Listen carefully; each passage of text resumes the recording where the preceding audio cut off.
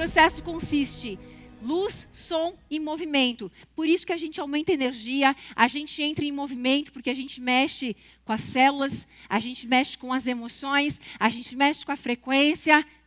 Tudo tem um sentido por trás quando estamos trabalhando com a mente humana, com a criação da realidade. Inclusive, a gente tem um produto que é o Samadhi. O Samadhi é uma técnica de reprogramação acelerada que trabalha exatamente com isso aí.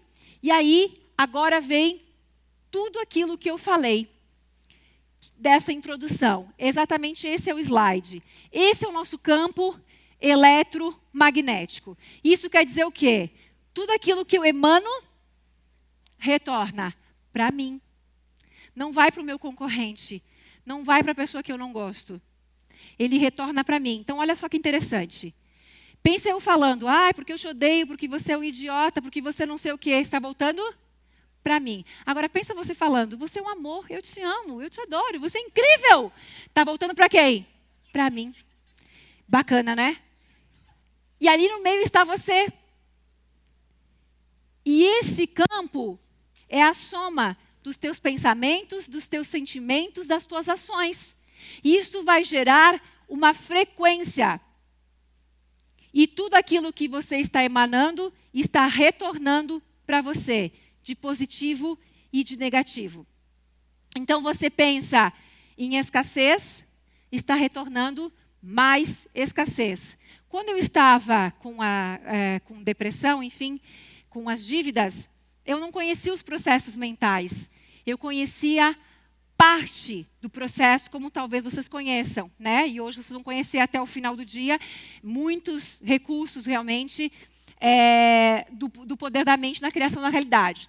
Então, o que acontecia? O conhecimento que eu tinha não era suficiente para mudar aquela realidade que eu vivia. Então, eu pensava o tempo todo em prosperidade, em riqueza, em dinheiro, em faturamento, nas contas pagas. Eu acordava de manhã e eu tinha um ritual. Passava a manhã toda realmente alinhando os meus pensamentos com aquilo que a gente aprende. No livro, no curso. E aí eu chegava na empresa. E durante as 10 horas, 12, 13 que eu estava na empresa, eu estava desesperada. Entenderam? O pensamento é elétrico.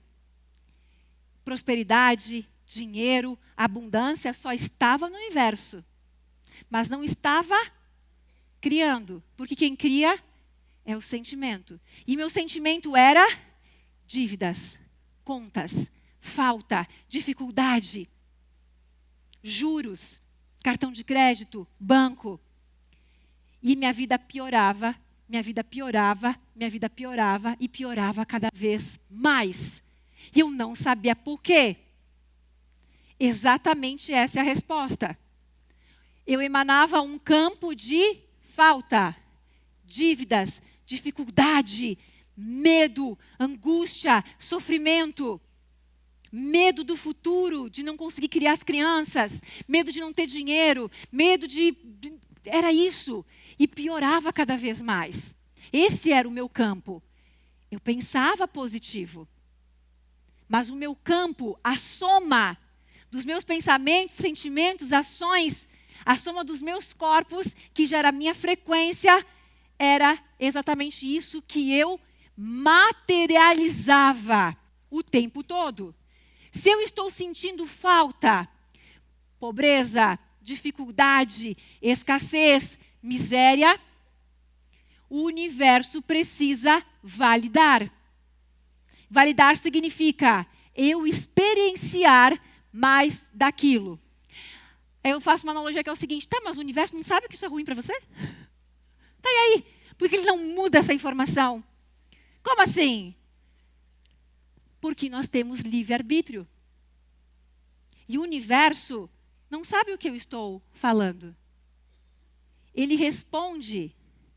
O universo, pensa, eu falo assim, eu quero um carro.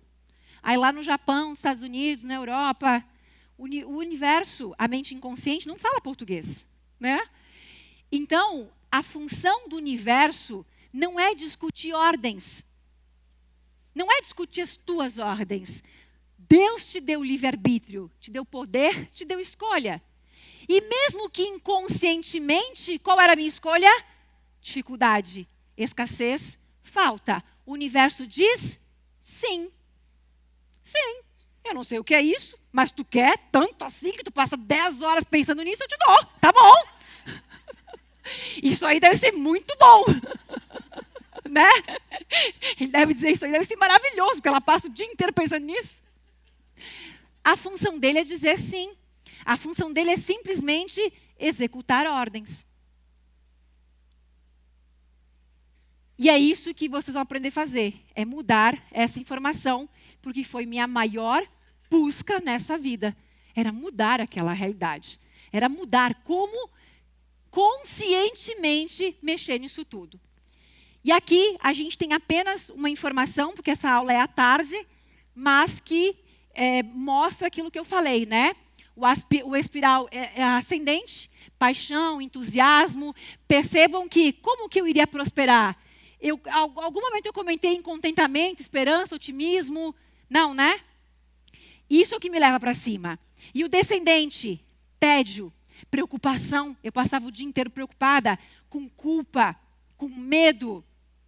Então, esse é o espiral descendente. Quando você estiver sentindo, pensando vingança, eu tinha sentimento de vingança, de ódio, de raiva, de insegurança, de culpa, de medo.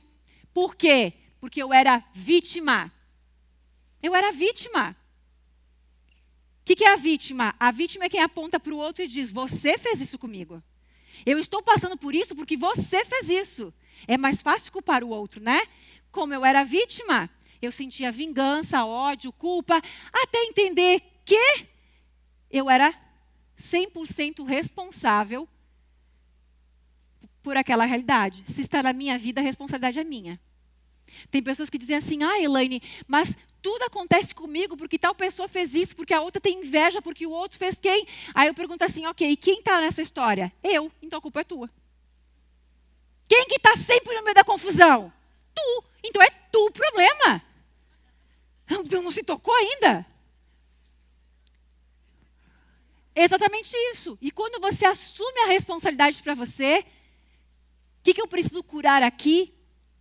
Eu sou responsável por essa história. Qual a minha parte? O outro é a parte dele, mas essa aqui é a minha. E aí eu comecei a curar isso. Porque essas informações, culpa, vingança, ciúmes, medo, estavam com uma informação na minha mente inconsciente, emite campo, e o universo me dá mais disso o tempo todo. Por isso que nós temos que reprogramar. Tem que aplicar técnicas, ferramentas para poder reprogramar tudo isso. E a gente vai aplicar várias, tá? E exatamente o sistema de orientação das emoções, que a gente vai ver à tarde, tá? Mas só para vocês entenderem ali, alegria, sabedoria, gratidão, são frequências altas, né? Quanto mais eu vibrar a paixão, o entusiasmo, eu começo a entrar em alinhamento, em fase harmônica e as frequências baixas, tá bom? Mas a gente vai falar sobre isso à tarde. Esse é exatamente o nosso campo, que é compartilhado com o nosso parceiro. Você está lá se esforçando e aquele filho da mãe é o culpado por você não conseguir mais longe. Tem que trazer ele para o evento, né?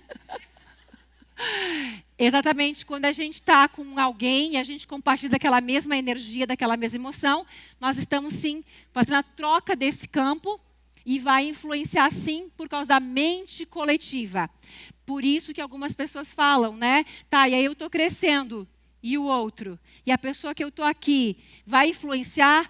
Vai. Por quê? Porque vocês compartilham do campo eletromagnético, tá? Porém, olha só que interessante, o universo é perfeito. Quanto mais alto você vibrar, não vai influenciar. Vai influenciar enquanto você está associado com isso. Enquanto você está se incomodando com isso. Enquanto você está identificado com isso.